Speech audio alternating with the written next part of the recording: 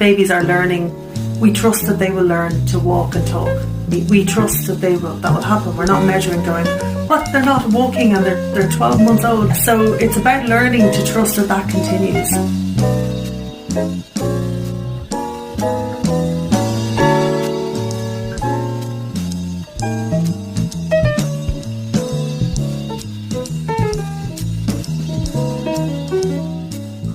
The basic definition of a democratic school is a school that is run by all the members of the school.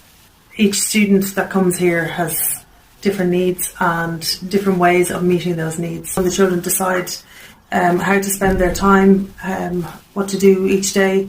Everyone has one vote.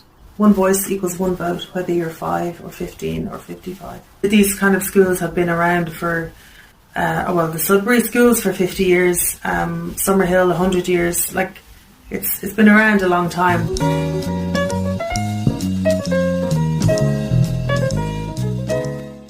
Well, the first and most obvious one for me is that it's natural.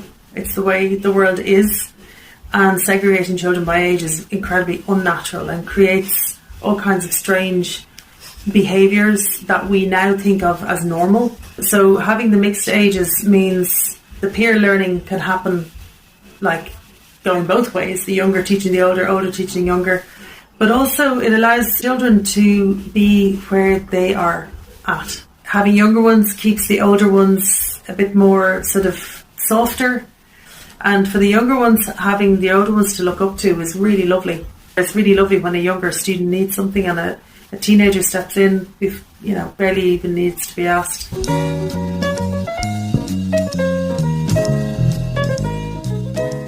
Babies are learning.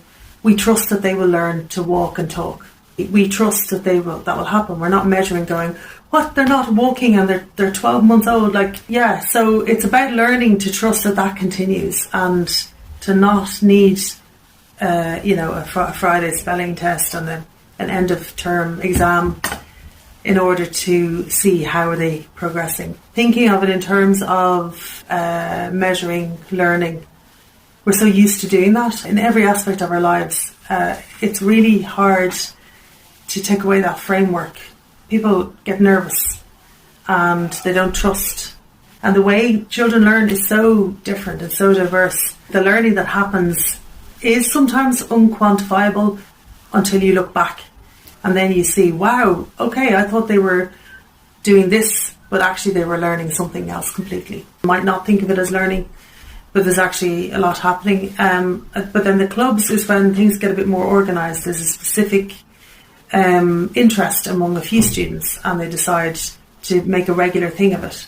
Like the debate club, there's an electronics club, there's an environmental club, there's an activist club, maths club, like many different.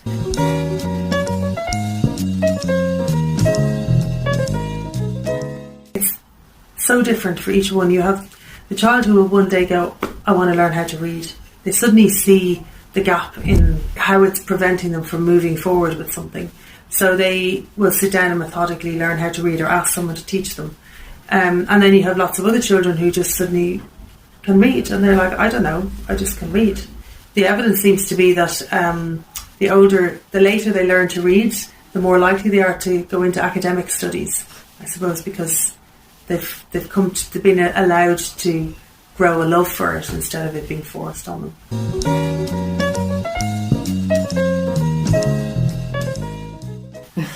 So there are rules. All the rules have been agreed upon by the school community. For the most part, certainly our experience this year has been quite harmonious and not a huge amount of rule breaking. So the school meeting is where all the decisions are made. So it happens twice a week. Anyone can propose anything, like anything. And we've had some funny things proposed. And it can be anything from how to spend finances to school trips, having guest people come in to do workshops. For me personally, the idea of community is the kind of the heart of what we are doing here. When I say community, I mean the being together, the learning to live together, and yes, the culture that we are creating here. to create a culture that is caring and allows people to be themselves and not be judged. There's a lot of kindness and compassion here. There's a lot of listening, and these are all skills that the staff are modelling and the older students are modelling to the younger ones.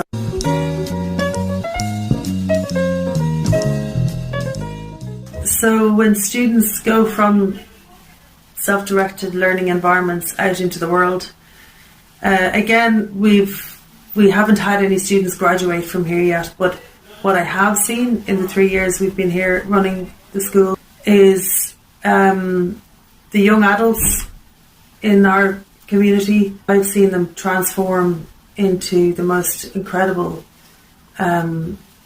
confident young adults. Like people meet them and think they're older than they are. Yeah, they go out into the world being able to self-direct their own learning. If they don't know what they want to do yet, they'll figure it out. I see them going out into the world actually properly equipped to be able to just take things in their stride, unlike other children who are leaving secondary school and then have to figure it out. They're like thrown to the wolves. 16-year-old me is envious of them. Yeah.